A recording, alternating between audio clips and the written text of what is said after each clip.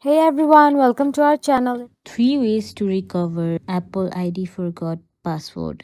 So what we'll do is simply open our Apple ID and we'll click on our iCloud, and then we will click on password and security. Then we can simply click on the change password option right in the front, and after clicking on it, we'll have to add our phone passcode there, and then we'll be able to change the password. Here we have to add a new password and then re-enter the password to verify it, and then we have to make sure that our two-factor authentication is turned on, so that your Apple ID won't be hacked or used by anyone else. And the next thing is we can go in Google or Safari here and search for Apple support, and after clicking on it, we will simply turn it on.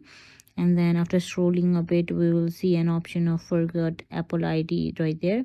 After clicking on it, we will see how we can reset our Apple ID password by the help of the Apple support itself. And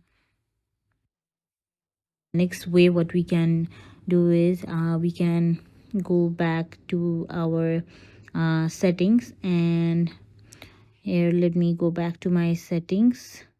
Let me go back to my settings. After going back, we can simply scroll and we will click on our general, and we'll scroll and we'll see transfer or reset.